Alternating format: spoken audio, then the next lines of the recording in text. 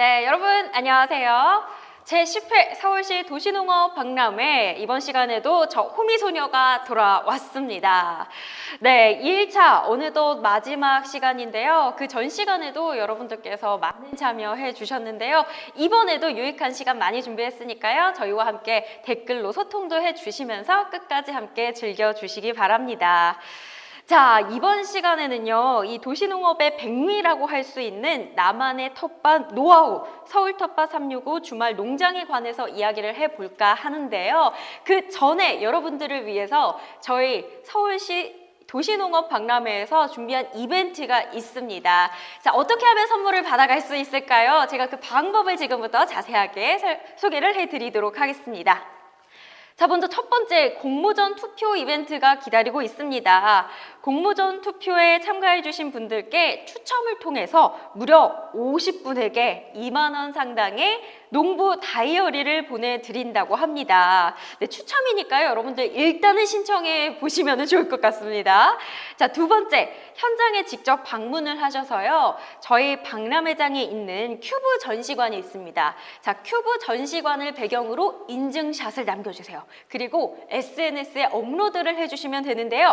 여기서 끝이 아니라 SNS에 인증을 해주시고 저희 홈페이지를 통해서 그 SNS 링크를 제출을 해주시면 되겠습니다. 이것도 30분을 추첨해서 스타벅스 모바일 상품권을 보내드리도록 하겠습니다.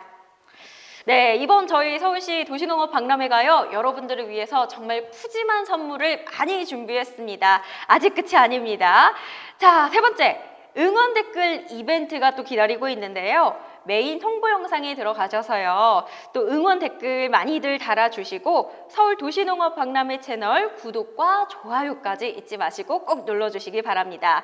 자, 그리고 응원의 댓글을요 캡처해서 그 이미지를 저희 또 홈페이지에 제출을 해주시면 되겠는데요. 이것도 마찬가지로 50명을 추첨을 해서 온라인 문화상품권까지 보내드리도록 하겠습니다.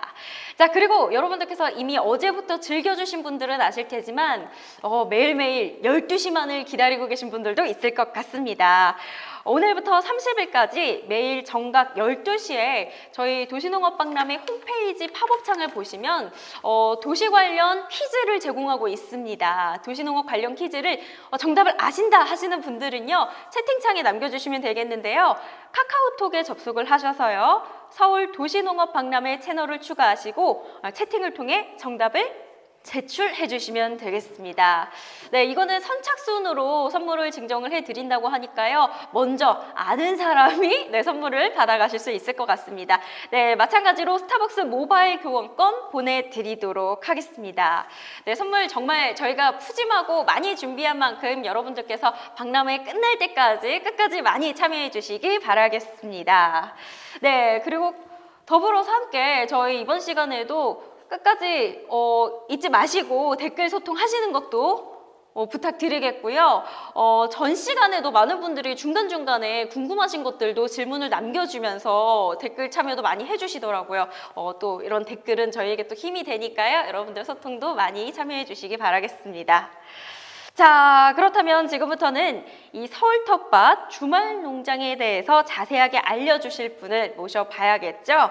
SNY 도농 나눔 공동체의 김선희 교육국장님 나와 계십니다. 인사 나눠볼게요. 안녕하세요. 안녕하세요. 네, 반갑습니다, 국장님. 자, 그리고 저희 일단 말씀드리면 이곳 스튜디오는 코로나19 방역수칙을 철저히 준수하면서 촬영이 임하고 있고요. 저희를 제외한 모든 분들은 다 마스크를 착용하고 있으나 저희는 원활한 소통을 위해서 진행하는 동안만 잠시 마스크를 벗고 진행한다는 점 양해 말씀드립니다. 네. 네, 국장님과도 마스크를 벗고 편안한 분위기 속에서 한번 이어나가 보도록 하겠습니다. 제가 국장님 검색을 한번 해봤어요. 네, 그러셨어요? 근데 굉장히 국장님께서 갖고 계신 타이틀이 여러 가지더라고요. 네. 네, 뭐 플로리스트도 있었고요. 그리고 원예 치료사의 도시농업 강의 플래너. 네. 그리고 텃밭 디자이너 등등등 수식어가 정말 많던데 그 중에서도 가장 국장님을 잘 표현한 수식어는 뭐라고 생각하시나요? 아무래도 제가 지금 도시농업을 열심히 하고 있고 네. 그리고 지금 가장 열정을 쏟고 있는 분야이기 때문에 저는 도시농업 전문가가 저한테 되는 가장 소중한 직함이 아닐까 생각됩니다. 도시농업 전문가. 네, 좋습니다. 그렇다면 오늘은 우리 대표님께서, 국장님께서 어떤 의미에 담긴 그런 어떤 이야기를 펼쳐주실 건가요? 예, 오늘은 이제 모든 분들이 가장 관심도 많이 갖고 계시고 네. 그리고 아마 이제 도시농업을 하고 처음 발을 디디시는 분들이 가장 먼저 시작하는 분야인 주말 농장 분야에 대해서 함께 이야기해 보도록 하겠습니다. 요거 주말 농장 이번 시간을 기다리셨던 분들이 굉장히 많을 것 같다고 생각이 드는 게 주말 농장이 주변에서 보면은 진짜 인기가 상당하더라고요. 네, 많아요. 경쟁률도 치열을 해서 네, 보통 10대 1이 넘죠. 그러니까요. 제 네. 주변에도 일단은 분양 신청을 했다가 탈락하신 분들이 많이 계시더라고요. 저요. 탈락하셨어요? 네, 저 4년째 신청했는데 한 번도 된 적이 없습니다. 아, 그래요? 네. 이렇게 인기가 많은 이유가 뭐가 있을까요? 일단은 이제 서울 안에서 농사를 짓고 싶어 하시는 분들이 그만큼 많아진 것도 있고요. 네. 그리고 이제 도시 텃밭에 대한 이미지도 많이 바뀐 것도 있을 거라고 생각해요. 그리고 혼자 농사를 짓는 것보다는 네. 여럿이 같이 함께 지으면서 뭔가 교육도 받을 수 있고 그리고 또 다른 정보들을 같이 공유할 수가 있어서 아마 점점 더 인기가 많아지지 않나 그런 생각을 해봅니다. 일단은 서울 같은 경우만 해도 서울은 진짜 땅이 부족하잖아요. 그렇죠. 네. 서울에 있는 주말 농장은 어느 정도 규모가 되나요? 네, 서울에는 시내에 있는 곳들도 꽤 있고요. 시외에도 있습니다. 일단 시내에 있는 곳들은 뭐 양천구, 올해 이제 주최를 하고 있는 양천구 같은 경우는 마당 텃밭 1, 2라고 해서 가까운 곳에 있고요. 네. 그리고 은평구에는 향림 도시농업체험원이라는 곳도 있습니다. 그리고 가장 많은 곳이 아마 아닐까 싶은데 강동구에 네. 예, 많은 텃밭들이 있고요. 그리고 송파구에도 뭐 송이 텃밭 같은 여러 가지 자치구별 텃밭들이 있습니다. 알고 보면은 뭐 서울 곳곳에서도 숨겨져 있는 네, 공간들이 그럼요. 많이 네. 있네요. 그러면은 서울 근교에 있는 곳들도 꽤 많겠어요. 네, 모든 자치구가 다 시내에서 텃밭을 갖고 있으면 너무 좋겠죠. 근데 네. 아무래도 땅에 제한이 있다 보니까 음. 땅이 없는 곳들은 다 시외에 이제 주말 농장을 자치구별로 운영하시는 곳들이 되게 많습니다. 그래서 서대문구 같은 경우에는 고양시에 그리고 금천구는 가까운 안양천이 있는 광명시 같은 곳에다가 네, 주말 네. 농장을 준비해서 주민분들 기다리고 있습니다. 네. 일단은 신청하는데 당첨이 어려운 거지. 일단은 네. 많은 분들께서 신청을 해 주셨으면 좋겠습니다. 네, 자치구별로 이제 하는 데도 있고요. 네. 그리고 자치구에서 만약 못하신 분들은 서울시 농업기술센터나 서울시 홈페이지에 보시면 네. 서울시에서 운영하는 또 친환경 농장들이 있어요. 이제 남양주나 뭐 가까운 양주시 같은 데에 그 상수원 보호구역에 유기농으로 이제 재배할 수 있는 그런 농장들이 있기 때문에 네. 마음만 먹으시면은 어디든지 가서 하실 수 있습니다. 그리고 생각보다 멀지도 않아요. 아, 그래요? 네. 또 근교면은 뭐 차 타고 금방이니까. 네네네. 네. 지금 말씀해주신 텃밭들이 다 일단 노지에 있는 텃밭인 네, 거잖아요. 제가 한번 가본 적이 있는데 진짜 텃밭도 정말 드넓게 펼쳐져 있더라고요. 네. 그런데 저처럼 이 농업에 대해서 일단 잘 지식이 없는 분들은 접근하기가 살짝 부담스러울 수도 있을 것 같은데 어떤가요?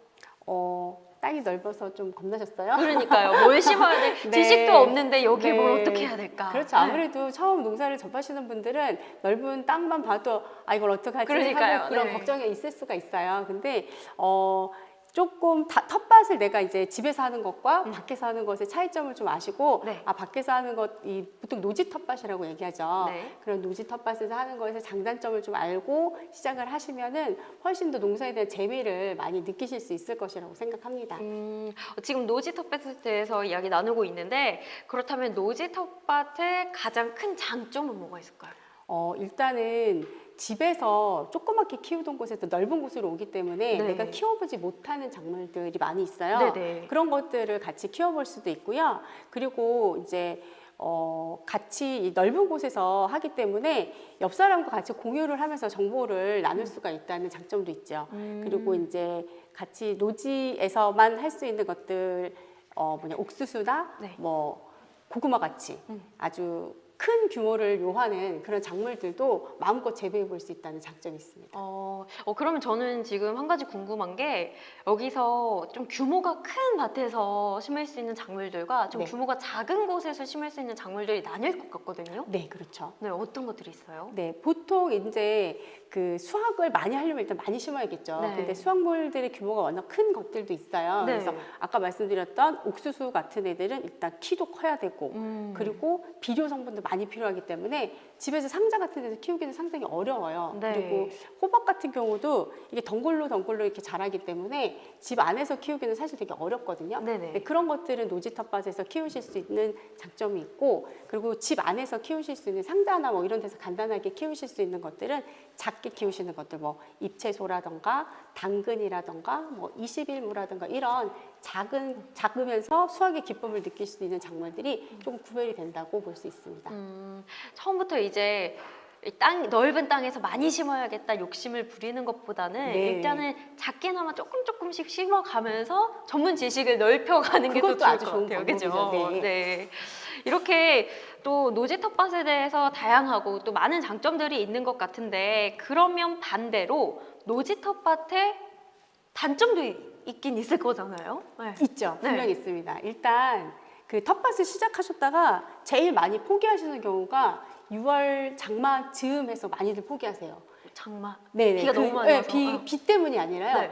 그 즈음에 이제 작물에 잡초들이 막 나오기 시작을 하거든요. 그래서 잡초들이 네. 많아지면은 갑자기 이거 내가 농사를 지으러 온 건지 잡초를 뽑으러 온 건지 모르겠다 하시는 분들이 되게 많거든요. 그래서 네. 그 잡초에 대한 스트레스 때문에 밭을 포기하시는 분들이 되게 많거든요. 네. 그런 것보다는 좀 잡초도 같이 가는 작물이다. 내가 하는 때까지만 열심히 해보자 라고 생각을 하시고 좀 마음의 여유를 갖고 하시면은 노지 텃밭에서 어려운 잡초도 단점이 아니라 극복할 수 있는 부분이 아닐까라고 생각합니다.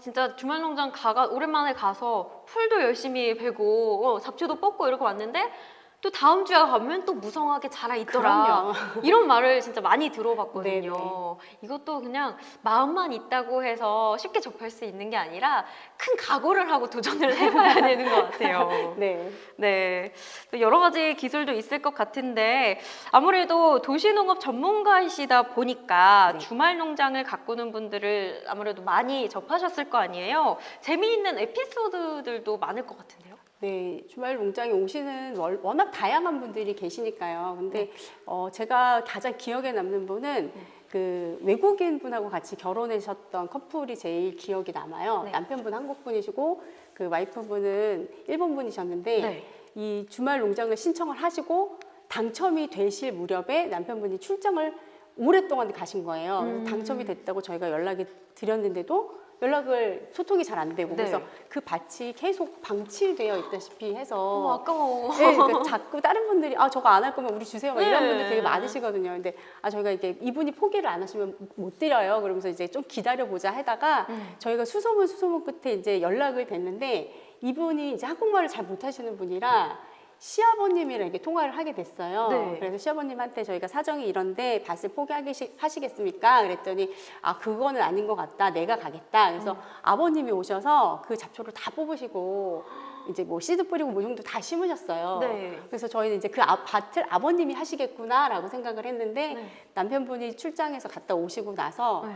이제 아내분하고 같이 오시더라고요. 네. 그러면서 이분이 이제 사정이 이렇게 됐다라는 얘기를 남편분께 들었어요. 그래서 두 분이 같이 열심히 하시는 모습을 봤는데 이제 여름 지나고 이제 가을 작물 심을 즈음에는 시아버님도 같이 오셔서 세 분이 이제 같이 하시는 모습을 봤어요. 근데 그 시아버님께서 말씀하시기를 자기가 며느리랑 말이 잘 안 통하니까 그쵸. 서먹서먹하고 봐도 뭐 이렇게 뭐 인사는 하지 대면 했는데 밭에서 같이 일을 하면서 서로 이렇게 눈치도 좀 생기고 좀 이렇게 다독여주고 하면서 되게 많이 친해졌다. 그래서 텃밭이 단순히 먹을 것만 생산하는 곳이 아니라 이렇게 소통도 하고 가족끼리의 우애도 다지고 네. 이런 장소가 돼서 너무 좋다라는 생각을 했었습니다.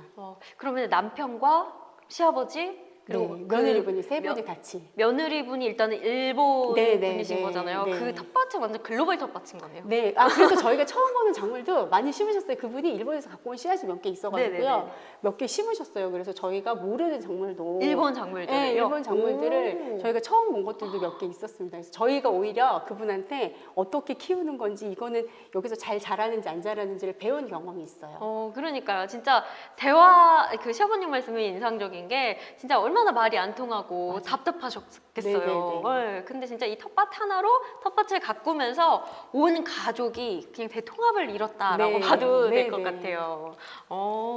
지금 질문이 들어왔어요. 주말 농장 신청은 어디서 할 수 있냐고 이렇게 질문 주셨거든요. 네, 가장 많이 궁금해하시는 게 그거 중에 네. 하나일 거예요. 보통 이제 한여름이나 뭐 가을이나 막 오셔가지고요.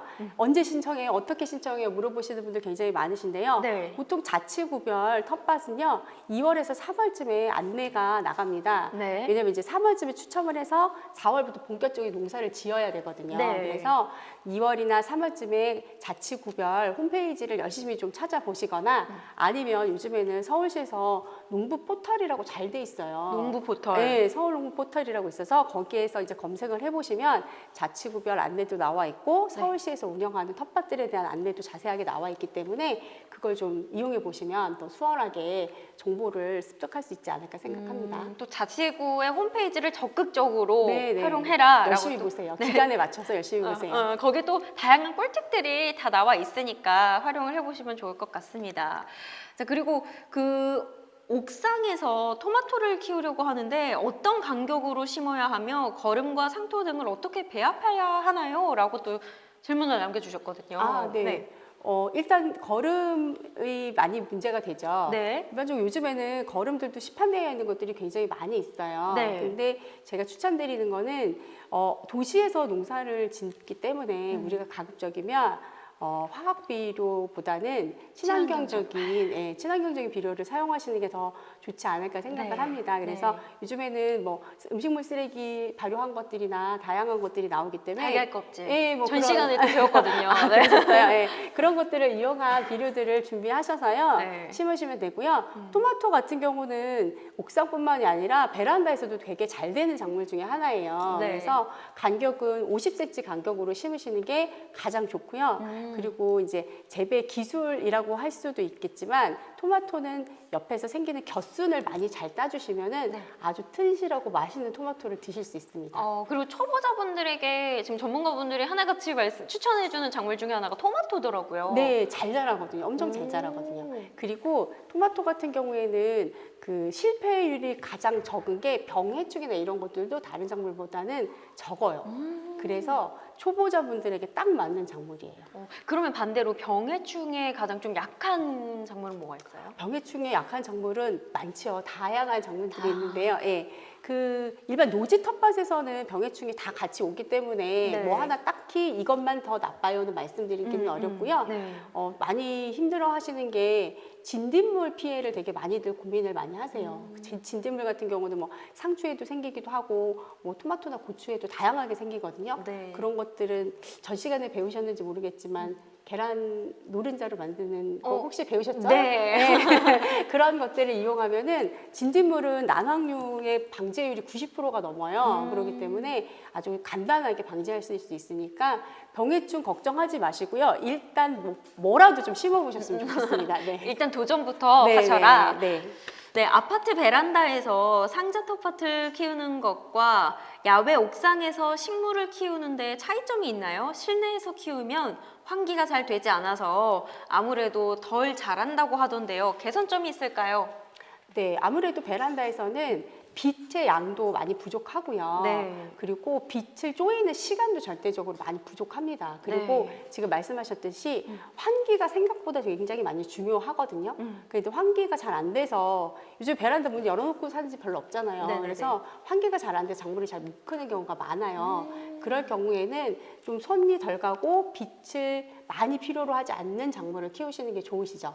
이를테면은 잎채소류 중에 뭐 상추 종류라던가 네. 요즘에 상추도 종류가 굉장히 다양해서 예전에 우리가 뭐 삼겹살 먹을 때 먹는 쌈채소 뭐 이런 것들뿐만이 아니라 그쵸. 샐러드용의 네네. 뭐 상추들 되게 많이 있기 때문에 그런 것들 키워보시는 것도 좋고요. 의외로 당근 같은 것도 생각보다 잘 돼요.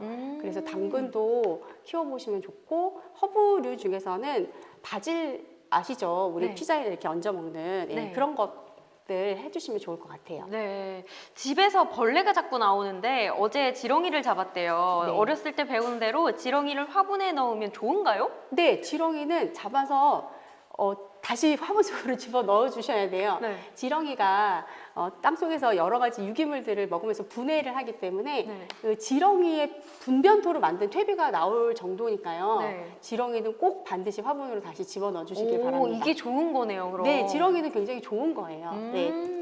땅이 건강하다는 증거입니다. 오, 그러니까요. 아니, 어렸을 때는 진짜 이렇게 막 장난치면서 네. 막 그렇게 했는데, 거기 또 지렁이가 또 좋은 점으로 네. 또 이렇게 만들어줄 수 있다고 하니까.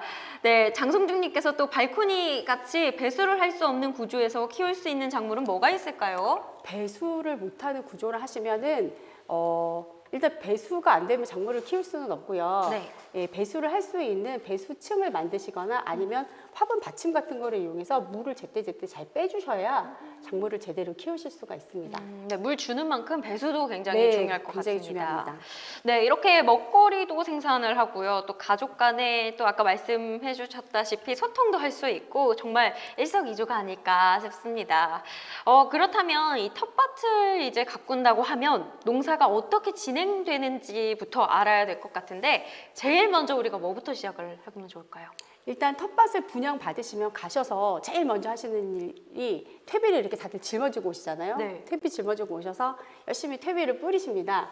근데 보통 분양하는 텃밭들은 퇴비를 뿌려 놓은 경우들도 굉장히 많고요. 네. 그리고 뿌려놓지 않았다면 퇴비를 제공하시는 곳들이 굉장히 많아요. 그래서 그 주말 농장에서 주는 퇴비를 가지고 땅을 건강하게 작물이 잘 키울 수 있는 그런 준비를 하시는 게 가장 먼저 선행되어야 합니다.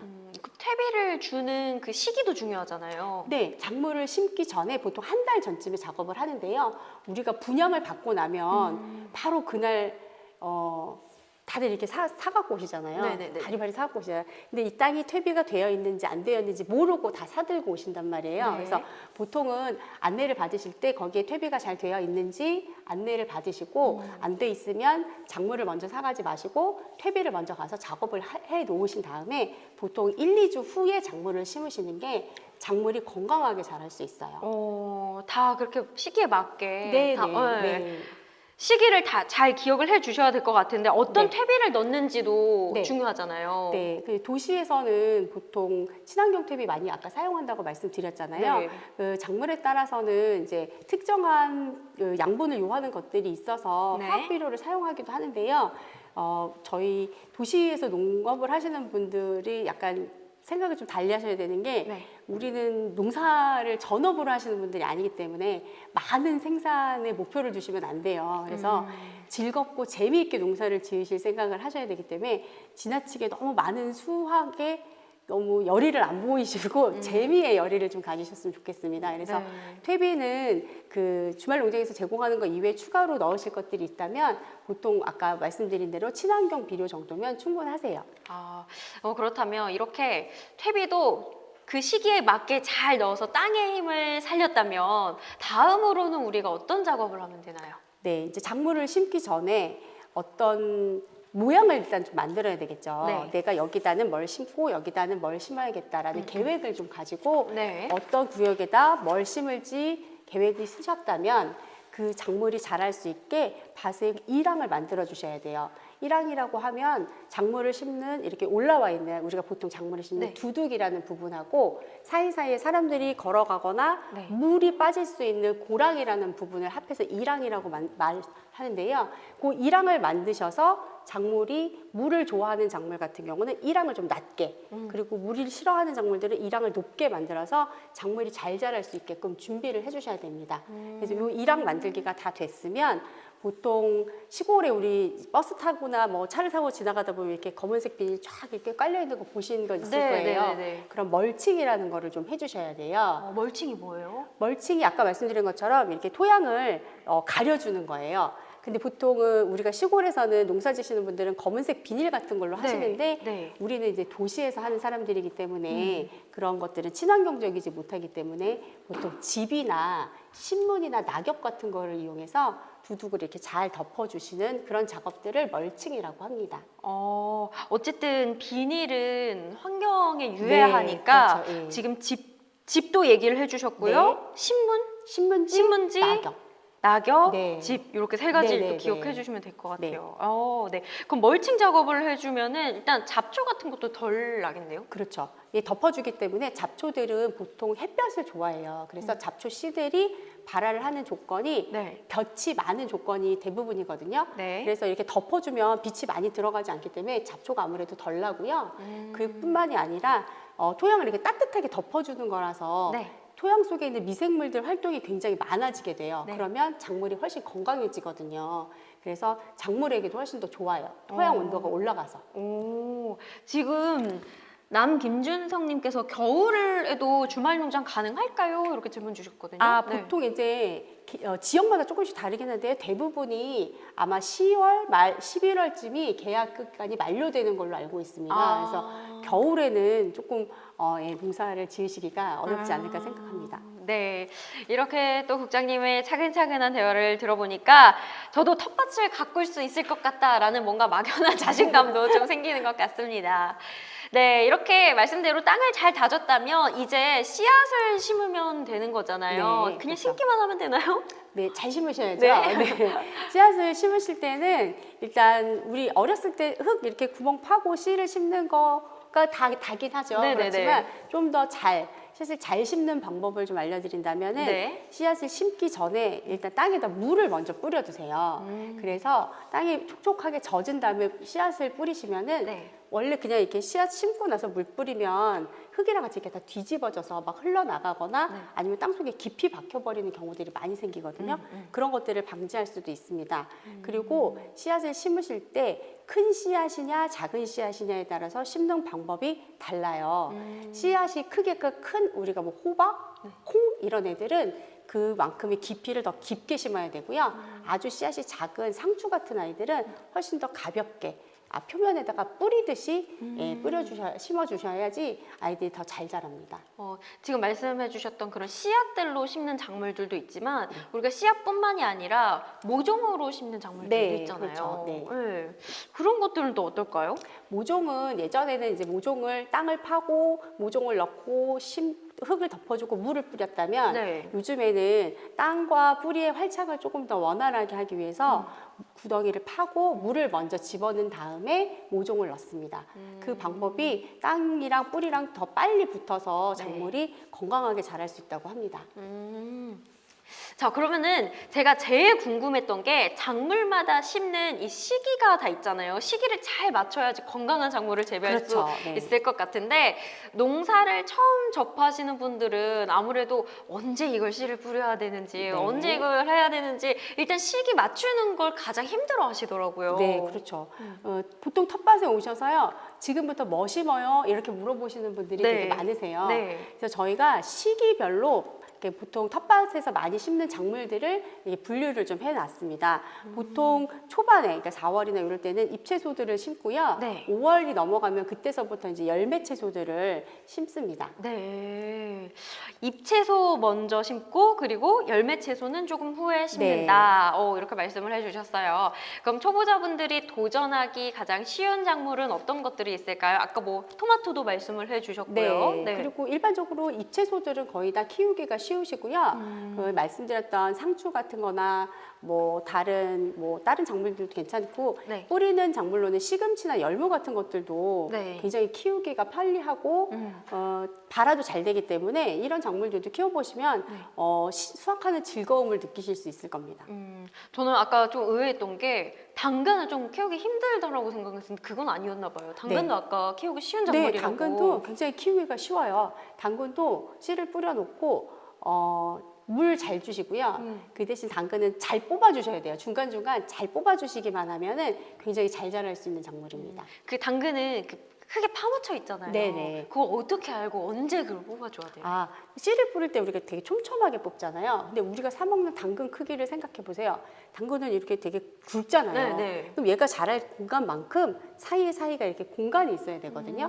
그래서 곧 이렇게 크게 자랄 때까지 계속 뽑아서 얘가 더 자랄 수 있는 공간을 만들어주면은 아주 건강한 당근을 드실 수 있습니다. 그렇군요. 이거는 저희가 또 메모를 해가면서 아, 네. 집중 있게 좀 더 들어봐야 될 것 같습니다. 네, 자 그렇다면은 지금 주말 농장에 대한 꿀팁을 마구마구 전수를 해주시면 좋을 것 같은데 여러분들께서도 보시면서 메모도 하면서 같이 시청해 주시면 더욱더 좋을 것 같습니다. 네, 호박이나 고구마 같은 경우도 어떨지도 궁금해요. 네, 호박은 사실 주말 농장에서는 옆에 덩굴을 타고 남해밭으로 넘어가기 때문에 못 키우게 하시는 곳도 꽤 되지만요. 네. 사실 한 무종만 심어도 4인 식구가 충분히 먹을 만큼 수확이 굉장히 많이 나오는 것들이거든요. 네. 그래서 호박 같은 거나 고구마 같은 그런 작물들은 집에서 못 키우는 거니까 주말 농장에서 한번 꼭 키워보셨으면 좋겠습니다. 네, 지금 저희가 아까 그 비닐 대신 유해한 비닐 대신에 네네. 도시농업에서는 낙엽이나 뭐 신문 그런 거를 잘 네네네. 활용을 해보라고 했잖아요. 그런데 여기 박수정님께서 바람에 날리고 그런 거는 비에 젖잖아요. 네. 라고 또 그렇죠. 궁금해 하시더라고요. 그 신문지 같은 경우 보통 이렇게 젖은 상태로 땅에다 덮어두거든요. 네. 예, 바람에 날릴 수 있어요. 그 날리지 않기 위해서 이렇게 철사 같은 거, 나뭇가지 같은 거 이렇게 고정을 해놓기도 하는데 굳이 그럴 필요는 없으시고요. 네. 물 주시면 신문지 계속 젖잖아요. 네. 그러니까 그 날아가는 것 때문에 신문지의 활용을 두려워하실 필요는 없을 거라고 생각합니다. 또 주말 농장이라고 하면은 일단은 본인들이 이제 우리가 먹을 수 있는 잎채소들을 많이들 네. 심으실 텐데 뭐 종류도 굉장히 여러 가지가 있잖아요. 뭐 아욱도 있을 수도 있고 쑥갓도 있을 수도 있고 그렇죠. 한데 이런 것들도 잘 자라는 편인가요? 네, 아욱이나 쑥갓도 다 씨앗으로 뿌려가지고 수확하는 작물인데요. 네. 쑥갓 같은 경우는 요즘에 이제 새로운 병들이 워낙 많이 나오잖아요. 그래서 요즘에 이제 기생하는 실새삼이나 이런 것들의 문제가 좀 되긴 하지만 네. 아직까지는 주말 농장에서 잘 키울 수 있는 작물 중에 하나고요. 아욱은 지금 이제 씨를 뿌리셔서 여름까지 계속 수확하실 수 있는 효자 작물입니다. 꼭 씨 뿌려 보시길 바랍니다. 네. 신문의 인쇄는 안전한지라고 질문을 네. 해주셨네요. 네. 예전에도 이제 이런 질문을 받은 적이 네, 있었어요. 네. 그 잉크가 친환경적이지 않은 거 아니냐. 보시면 요즘에 콩기름 인쇄하는 신문 많습니다. 그런 거 활용하시면 좋을 것 같습니다. 네. 신문도 그런 게 나오네요. 네, 요즘에는 친환경적으로 신문도 콩기름으로 인쇄하는 데가 있더라고요. 그래서 그런 것들 활용해 보시는 것도 좋을 것 같아요. 네. 자, 그렇다면 반대로 좀 초보자가 키우기 어렵다, 좀 요건 피해야 한다라는 작물은 뭐가 있을까요? 네, 보통 초보자분들이 많이 하시고 싶어 하는 게 수박, 참외를 되게 하고 싶어 하시더라고요.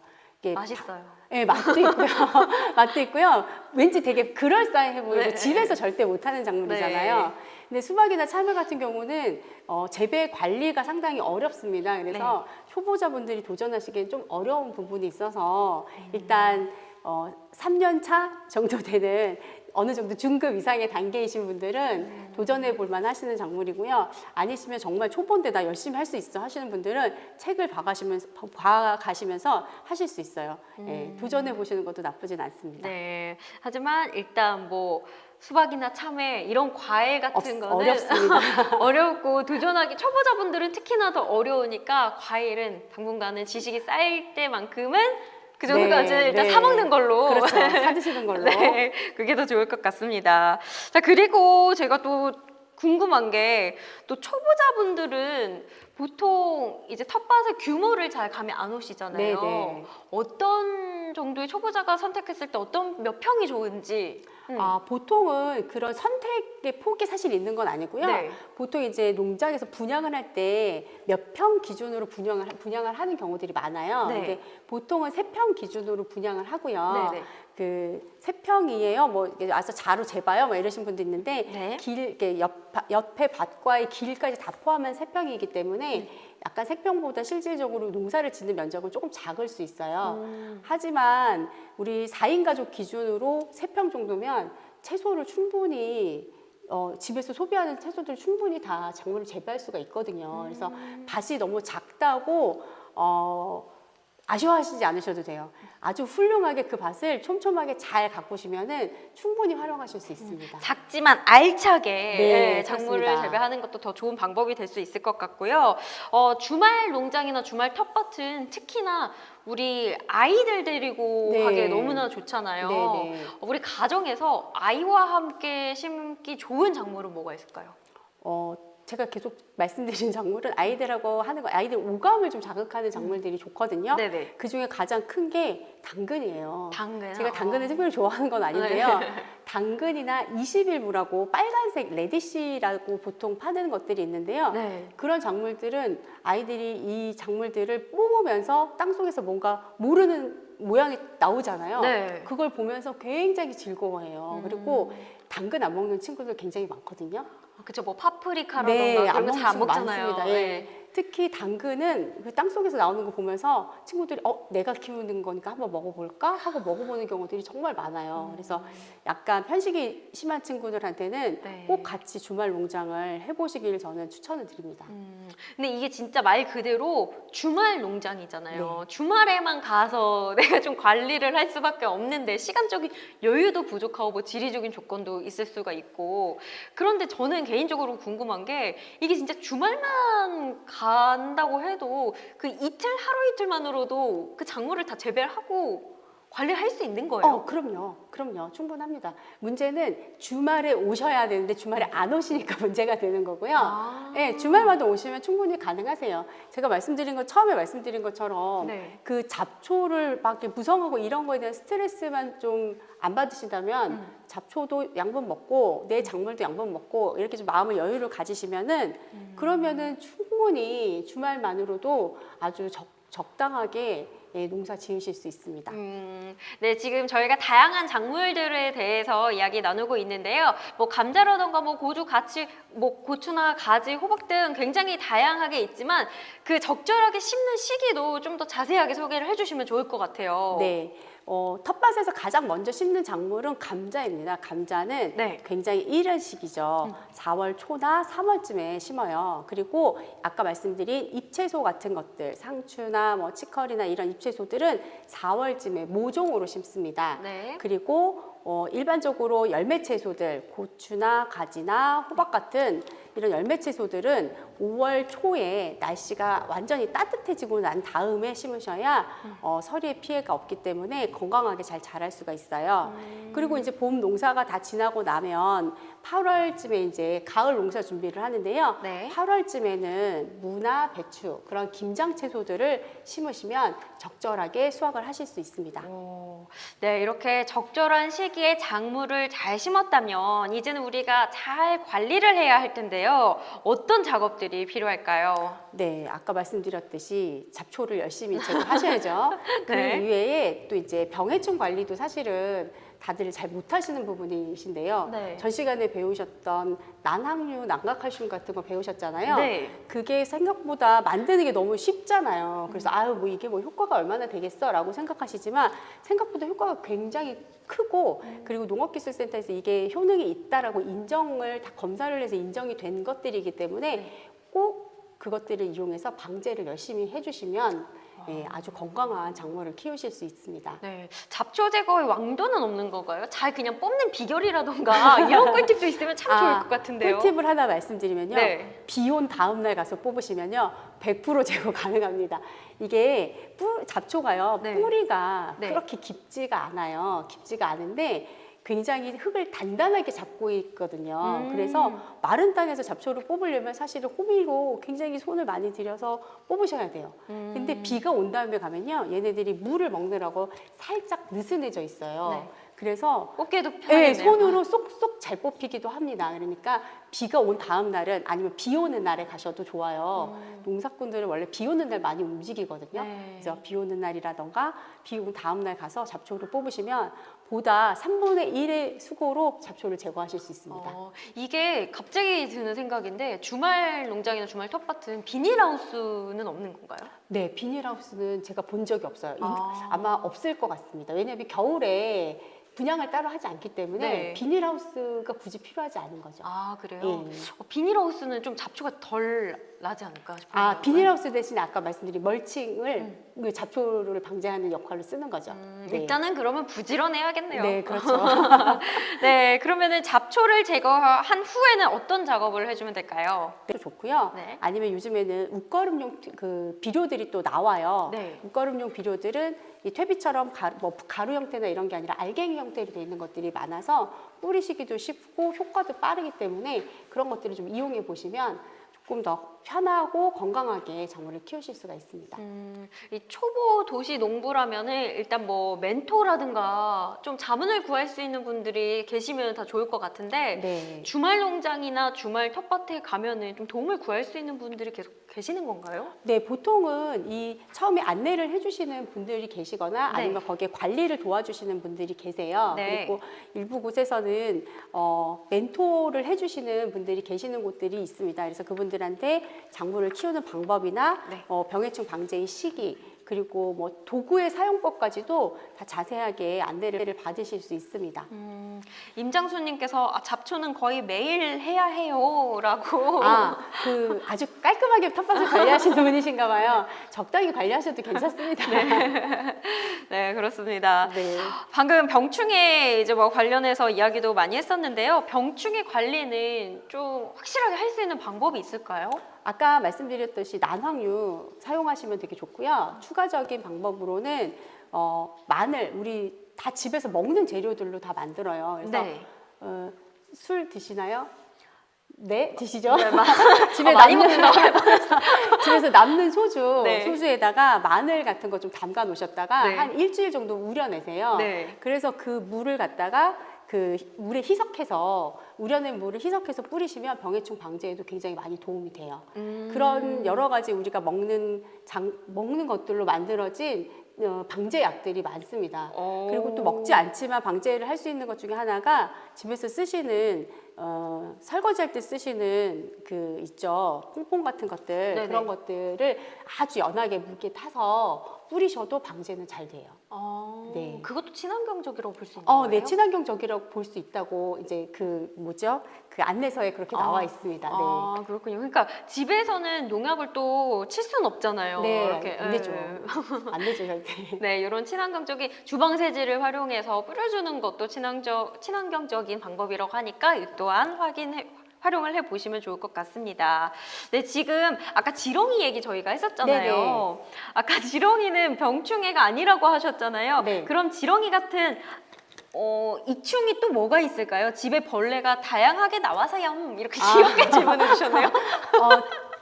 잘은 모르겠지만 집에서 나오는 거는 거의 우리에게 좋은 곤충은 아닌 것 같고요. 네. 다 별로 좋지 않은 것 같고요. 네. 지렁이 같은 경우는 토양을 건강하게 만드는 것들이고요. 토양 속에 다양한 미생물이 있는데 우리 눈에 보이는 것들은 사실은 별로 없어요. 그렇기 때문에 지렁이 이외에 날아다니는 벌레나 땅속을 기어다니는 벌레들은 별로 그렇게 좋은 곤충은 아닙니다.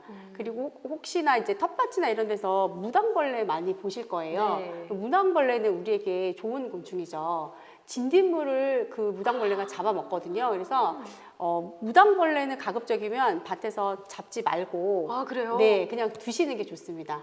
간혹 무당벌레 중에서 점이 굉장히 많은 애들이 있어요. 등에 보면은 점이 너무 많아서 28점 무당벌레라고 하는 애들이 있거든요. 그 작은 등에 28점이 있는 네. 거예요? 근데 우리가 무당벌레 잡아서 28개인지 셀 수는 없잖아요. 네. 딱 봤을 때 등에 너무 점이 많아. 그러면 얘는 잎을 갉아먹는 무당벌레이기 때문에 걔는 잡아주셔야 돼요.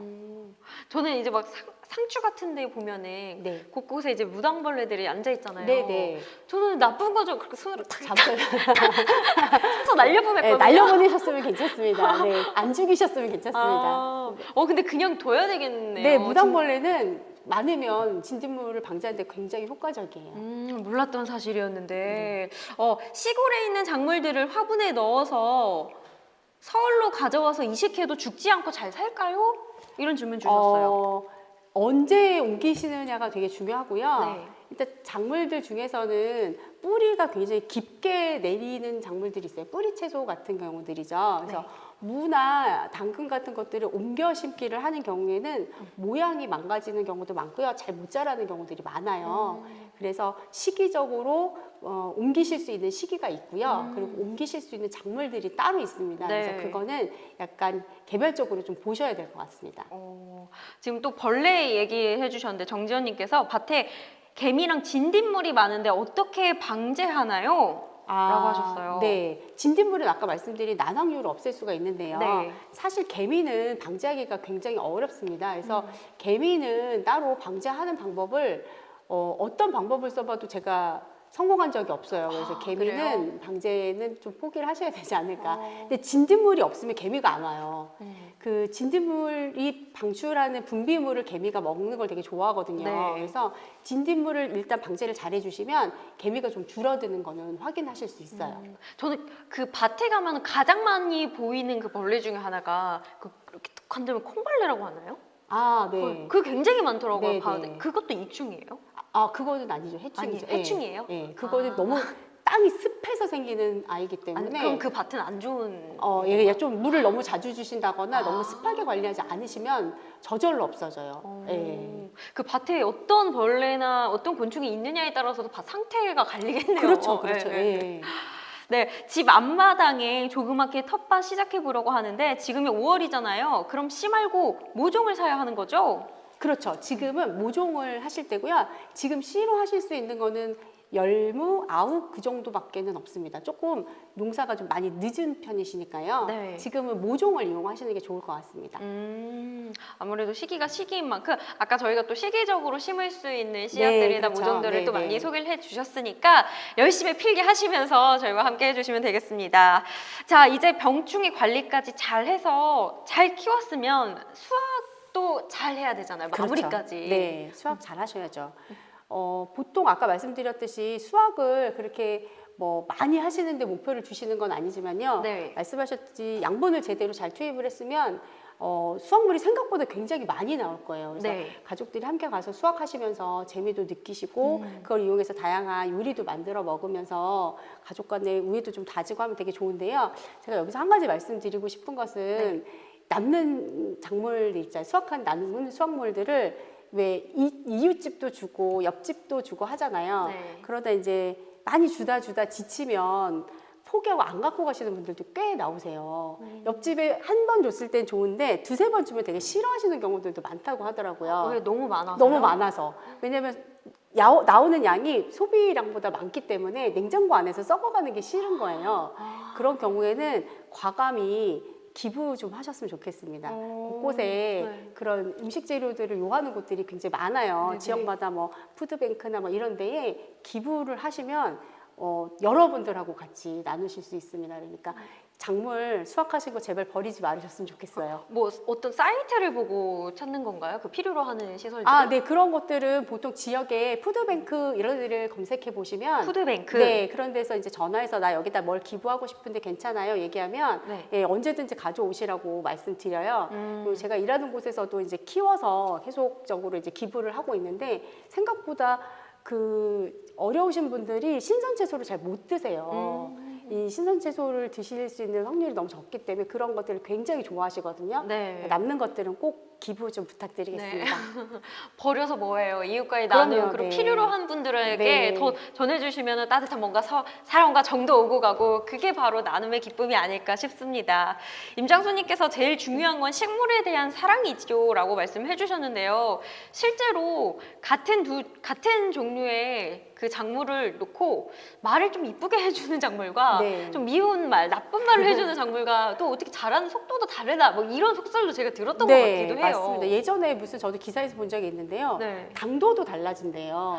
그래서 진짜 그럴까요? 근데 네, 그게? 근데 실험적으로 결과가 그렇게 나왔대요. 그래서 작물하고 저희가 이제 늘 작물 심을 때 꼭 마무리는 잘 자라라 이렇게 얘기를 해주라고 얘기를 하거든요.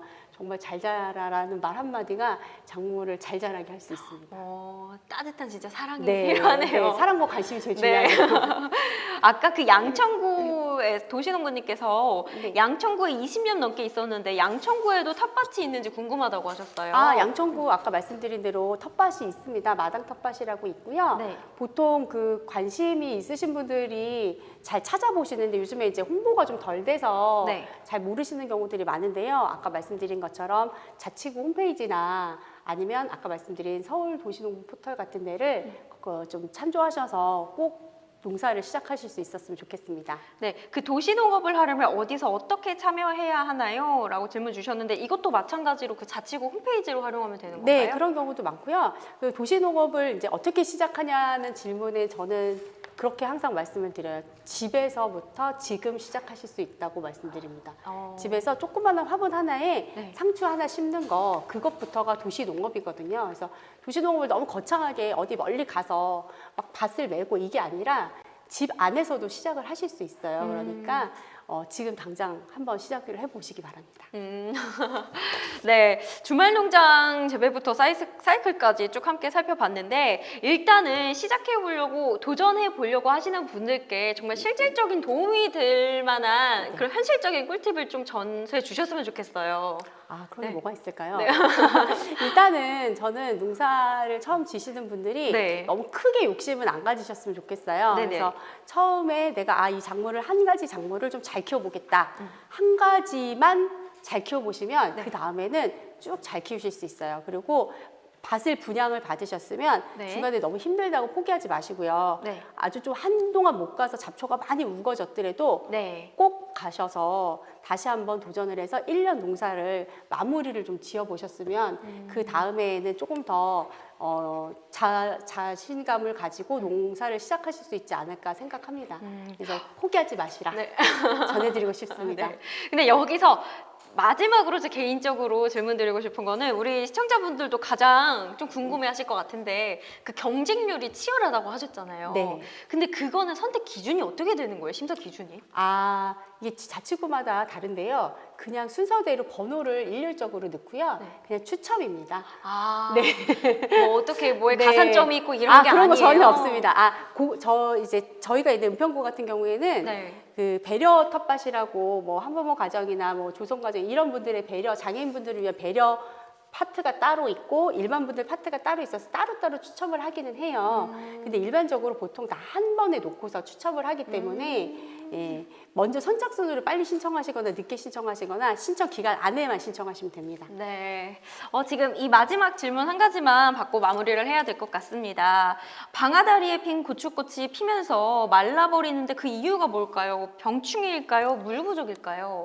아, 글쎄요. 근데 방아다리에 피인 꽃은 원래 제거를 해주셔야 고추가 더 튼튼하게 잘 자라는 거니까요. 네. 그렇게 고민을 안 하셔도 될 것 같습니다. 네. 오늘 국장님께서 정말 현실적인 농업, 도시 농업을 꿈꾸시는 분들을 위해서 조언과 아낌없는 그런 현실적인 꿀팁을 전수해 주셨는데요. 오늘 함께 하시면서 어떠셨어요? 대답만 잘해주면 된다고 왔는데요. 질문들이 굉장히 네. 좋아가지고요. 제가 네. 생각지도 못했는데 말씀드린 것들이 많아서 굉장히 좋은 시간이었고요. 도시 농업을 막연하게 생각하지 마시고 네. 예, 그냥 바로 우리 집에서 할 수 있는 거다 쉽게 생각하시고 접근을 하시기를 좀 부탁드리겠습니다. 네, 오늘 이 자리 또 함께 해주셔서 진심으로 감사의 말씀 드리고 싶습니다. 네, 감사합니다. 네, 지금까지 김선희 교육국장님과 주말 농장의 모든 것에 대해서 아주 자세하고 재미있는 이야기 나눠봤습니다. 네, 오늘 좋은 말씀 진심으로 감사드리겠고요. 제10회 서울 도시농업 박람회 오늘 저희가 준비한 소식은 여기까지입니다. 네, 오늘 여러분들께서도 오늘 배웠던 내용들 그리고 정보들을 바탕으로 주말 농장 알차고 멋지게 꾸며보시길 바라겠습니다. 자, 그럼 저 호미소녀는 내일 다시 찾아뵙도록 하고요. 이 시간 여기서 마무리 짓도록 하겠습니다. 시청해주신 여러분 고맙습니다.